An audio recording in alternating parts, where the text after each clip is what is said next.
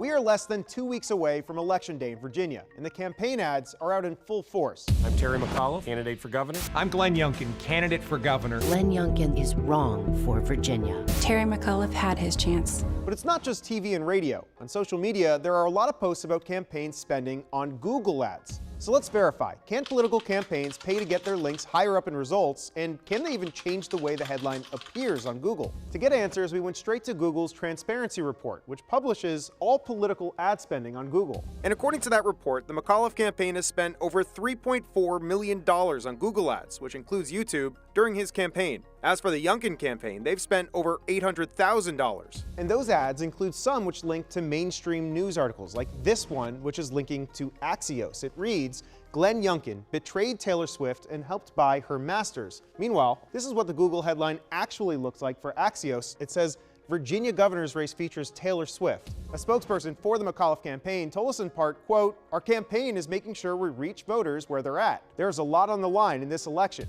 Meanwhile, the Youngkin campaign has been using Google ads as well. When you search Google for McAuliffe, the first thing to pop up is this one. It's an ad from Youngkin. It reads, Two-Faced Terry McAuliffe, too dangerous for Virginia. When you click on the link, it goes to this website, twofacedterry.com. We reached out to the Youngkin campaign to ask about this, but a spokesperson declined to comment. So how does all this work? To find out, we went to an expert in digital marketing. You just click on this button, new campaign. David Bosley, the CMO at PBJ Marketing, walked us through step-by-step how to create this type of ad. For this demo, we'll be linking to my bio page on the WSA9 website. The keyword will be my name. Now we're going to create the ad of what actually would appear. So if someone types in your name, what do you want the ad to actually look like? And then this is where we can actually manipulate things fairly easily. We literally could do food delivery, right?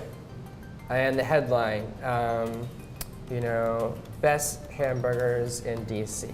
I know you're not a terrible journalist, right? But you could literally say like, terrible reporter, right? Oh God. You could say half off sale today only. You literally could type whatever you want, right? And it shows up, and there's the headlines.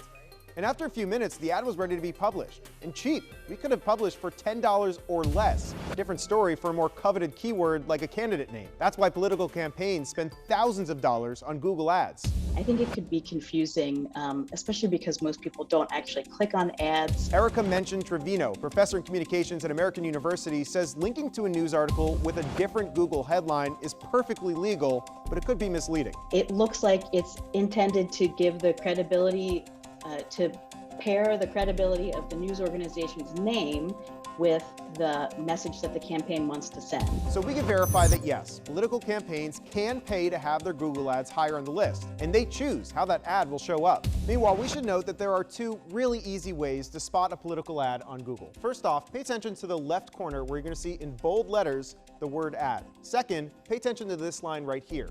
All political ads must say exactly who's paying for the ad. With your Verify, I'm Evan Kozlov.